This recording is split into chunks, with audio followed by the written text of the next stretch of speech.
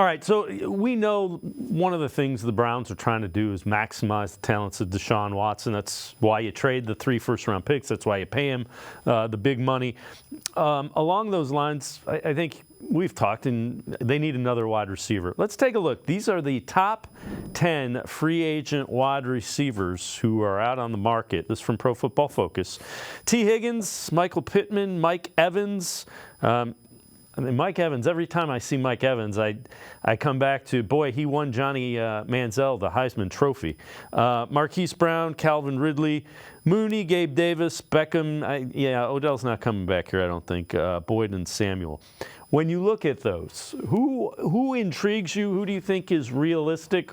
Or do you not think any of them are realistic? Do you think all of them are going to get too much money? I think the top 3, I'd be surprised if any of them got to the market. I know, Browns fans are kind of clamoring for T. Higgins to hit the free agent market. I just don't see a universe where that happens. I mean, if Joe Burrow wants T. Higgins in Cincinnati long term, they're going to find a way to keep him around. They can still franchise tag him. They can still, eventually sign him to a long-term contract, pair him with Jamar Chase, who is due his, big contract coming up in a couple of years.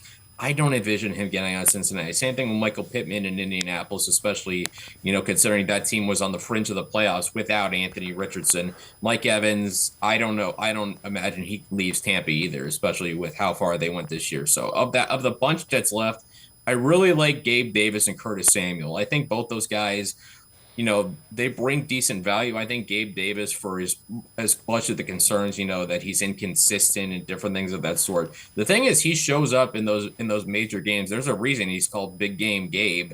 And I mean, you look at the numbers, still productive, 700 plus yards, 7 touchdowns each last 2 seasons. Curtis Samuel, everybody from Ohio State knows him as a solid playmaker. If you're looking for another run after the catch guy, maybe another guy you can kind of work in the slot and have, 2 different slot options with him and Elijah Moore. I think there's a lot of things to play with. Tyler Boyd would also be interesting because he's always been very solid, reliable. You know what you're going to get from not elite, but just a solid veteran receiver. So I think outside of those top 3 guys who I would be stunned if any of them even got to the market. Those other 3 guys I mentioned, Davis, Boyd, and Samuel, really stick out as, good secondary options. Yeah, the name to keep an eye on, too, I think Calvin Ridley is a guy that Andrew Berry reportedly was interested in when the Jaguars traded for him after he had the gambling issue where he was suspended.